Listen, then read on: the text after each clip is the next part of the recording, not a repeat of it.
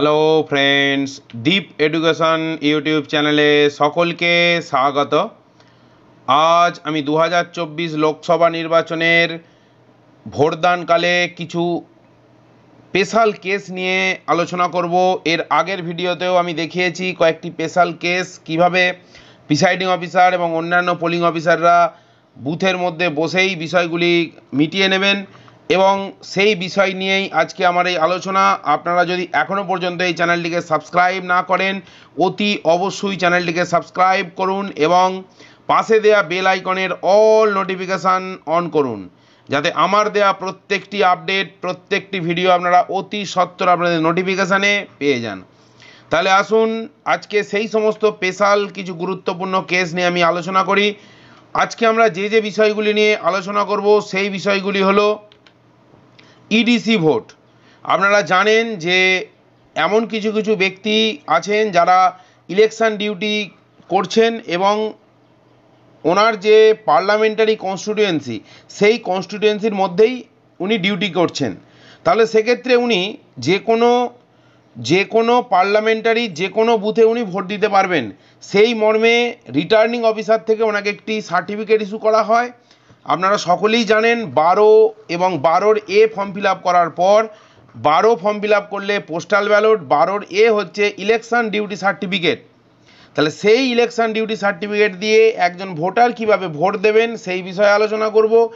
আর হচ্ছে CSV list যদি আপনার বুথের জন্য থাকে, সিএসভি লিস্টে যাদের নাম আছে তারা কিভাবে ভোট দেবেন তার জন্য আসবে প্রক্সি ভোট। তাহলে চলে আসুন আপনারা একেবারে প্রথম থেকে আমরা দেখি যে বিষয়গুলি কি বোঝাতে চেয়েছে, বলতে চেয়েছে। যিনি ইডিসি দেখিয়ে ভোট দিতে চাইছেন তাকে ইডিসি বা ফর্ম 12B দেওয়া হয়েছে রিটার্নিং অফিসার থেকে। সেই ফর্ম 12Bতে আপনি বলুন যে আপনি একটা নিজে সই করুন এবং তার ডেট দিন। শনাক্তকরণের প্রয়োজনে ওনাকে এপিক কিংবা অন্য কোনো অল্টারনেটিভ ডকুমেন্ট দেখাতে হবে। যদি মনে হয় যে উনি সেই ব্যক্তি, তাহলে প্রিসাইডিং অফিসার ওনার কাছ থেকে এপিক কার্ড অথবা যে 14টা অল্টারনেটিং ডকুমেন্টস আছে সেই ডকুমেন্ট দেখাতে বলতে পারেন। ইডিসিতে উল্লিখিত নাম এবং ভোটারের part number, serial number mark copy শেষে লিখে নিতে হবে।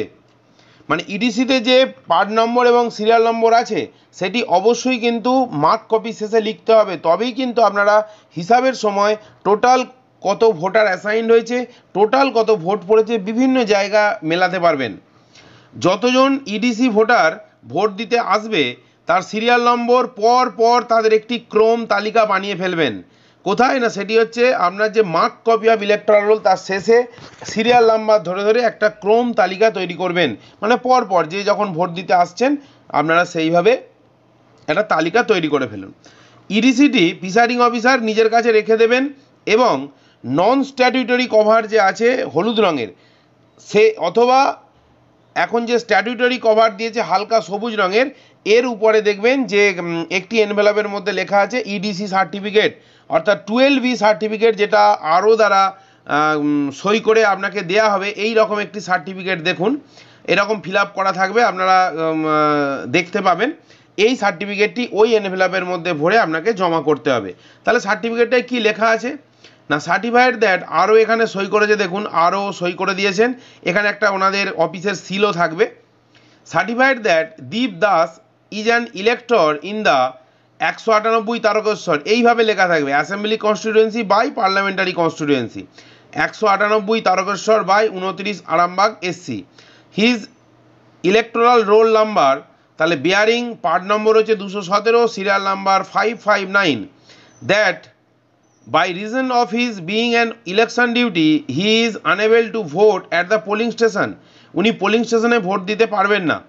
where he is entitled to the vote, that he is therefore hereby authorized to vote at any polling station in the said constituency, অর্থাৎ এই যে পার্লামেন্টারি কনস্টিটিউয়েন্সির উনি যে কোনো কনস্টিটিউয়েন্সিতে ভোট দিতে পারবেন, শুধুমাত্র এই 217 পার্ট নাম্বার আছে এই পার্ট নাম্বারের যে বুথ সেই বুথ ছাড়া উনি অন্য যে কোনো এই 29 আরামবাগ এসসি এই যে পার্লামেন্টারি কনস্টিটিউয়েন্সি আছে এর আন্ডারে যতগুলি আপনার অ্যাসেম্বলি কনস্টিটিউয়েন্সি আছে প্রত্যেক বুথে উনি ভোট দিতে পারবেন, শুধুমাত্র এই পার্ট নাম্বার 217 যে বুথ সেই বুথ ছাড়া। Where he may be on duty of the date of poll, ওই পোল ডেতে উনি একটা ইলেকশন ডিউটিতে থাকবেন, সেই এই মর্মে ওনাকে একটা সার্টিফিকেট ইস্যু করা হয়েছে।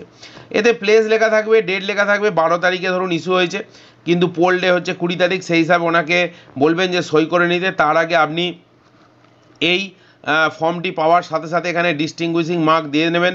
আপনি যে বুথে আছেন সেই বুথের অনুযায়ী ডিস্টিংগুইশিং মার্ক দিয়ে দিলেন, ওনাকে বলবেন যে সই করুন, এখানে উনি সই করতে পারেন। তার নিচে ডেটটা দিয়ে দেবেন, কোন ডেটে এটি হচ্ছে সেই ডেট, পোল ডেট উনি এখানে বসিয়ে দিবেন। দেওয়ার পর মানে প্রিসাইডিং অফিসারের কাছে ওনার কাজটি সম্পন্ন হলো। হওয়ার পর এবার উনি কী করবেন, চলে আসবেন কার কাছে না সেকেন্ড পোলিং অফিসারের কাছে। 17A রেজিস্টারে লিখতে হবে ওই ভোটারের ভোটের তালিকার বিশদ বিবরণ, যেমন তাহলে কী কী লিখবেন, সিরিয়াল নাম্বার।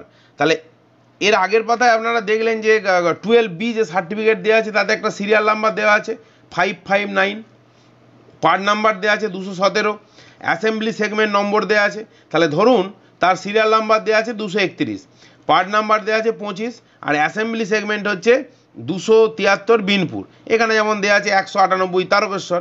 তাহলে সেই হিসাবে এইভাবে কিন্তু আপনার 17A রেজিস্টারটি এইভাবে ফিল আপ করবেন।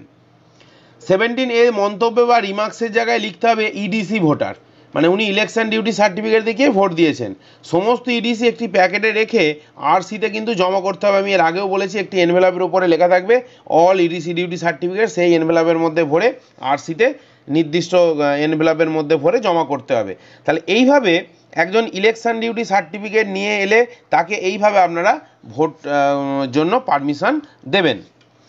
এবং যদি আপনাদের নিজেদের যারা পোলিং পার্সোনেল আছেন তাদেরও তো অনেকের ইডিসি পড়তে পারে, তাহলে তাদের ক্ষেত্রেও কিন্তু এই একইভাবে আপনারা ইলেকশন ডিউটি সার্টিফিকেট আপনার ফিল আপ করবেন এবং ভোট দেবেন। এরপরে আসুন আরেকটি স্পেশাল কেস, সেটি হচ্ছে proxy voting by proxy. Proxy vote কারা দেন না, যাদের সিএসবি লিস্টে নাম আছে। সিএসবি লিস্ট মানে হচ্ছে ক্লাসিফাইড সার্ভিস ভোটার। ধরুন কোনো একজন হয়তো সায়েন্টিস্ট, উনি ভারতবর্ষে অন্য কোনো রাজ্যে উনি সেখানে এখন কর্মরত, উনি হয়তো এই সময় আসতে পারেননি। বা ধরুন যারা আপনার বিভিন্ন যে বাহিনী, মানে সেনাবাহিনী হতে পারে, নৌবাহিনী হতে পারে, হ্যাঁ, এতে চাকরি করে, মিলিটারিতে সার্ভিস করেন, তাদের ক্ষেত্রে ওনাদের সিএসবি লিস্ট যদি ওনারা মনে করেন ভোট দেব, তাহলে সেক্ষেত্রে ওনাদের একটা তালিকা তৈরি করা হয়। সেই তালিকার জন্য উনি একজনকে প্রক্সি নিযুক্ত করেন। তাহলে ওনার ওয়াইফকে হতে পারে, ওনার ভাইকে হতে পারে, ওনার ছেলেকে উনি প্রক্সি দিতে পারেন যার 18 বছরের বেশি বয়স, সেই রকম ব্যক্তিকে উনি প্রক্সি ভোটার হিসাবে উনি লিস্টেড করে দেবেন। তার লিস্ট আপনি সিএসবি তালিকা থেকে পেয়ে যাবেন। সিএসবি মানে হচ্ছে ক্লাসিফাইড সার্ভিস ভোটার। প্রক্সি প্রথাগতভাবে ইভিএমের সাহায্যে ভোট দেবেন। যিনি প্রক্সি ভোট দিতে আসবেন ইভিএমই ভোট দেবেন। প্রক্সির বাঁ হাতের মধ্যমায় কালি লাগাতে হবে, কারণ প্রক্সি তো নিজে একজন ভোটার, সে এই বুথের হতে পারে বা অ্যাডজাসেন্ট যে কোনো বুথের হতে পারে। তাহলে সেই জায়গায় উনি যখন ভোট দিচ্ছেন তাহলে ওনার বাম হাতের তর্জনীতে কালি লাগানো হচ্ছে, তাহলে তাই বাম হাতের মধ্যমায় কিন্তু ওনার কালি লাগাতে হবে। এটি কিন্তু সেকেন্ড পোলিং এবং থার্ড পোলিং অফিসারকে অবশ্যই মাথার মধ্যে রাখতে হবে যে ওনার হাতে যেন অবশ্যই কালি লাগানো হয়। প্রক্সি নিজের যদি তিনি সেই বুথের ভোটার হন এবং সেই সিএসবি তালিকাভুক্ত ভোটারের মানে দুজনের ভোট দেবেন, সেইভাবে কিন্তু ব্যবস্থা করে দিতে হবে। প্রক্সির ক্ষেত্রে সিএসবি ভোটারের সিএসবি তালিকায় সিরিয়াল নম্বর অবশ্যই উল্লেখ করতে হবে এবং ফর্ম 17A ফিল আপ করতে হবে। তাহলে ফর্ম 17A ফিল আপ করার সময় সিএসবি তালিকার যে সিরিয়াল নাম্বারে প্রক্সি ভোটারের নাম আছে সেই তালিকার সিরিয়াল নাম্বারটা কিন্তু ওখানে উল্লেখ করতে হবে।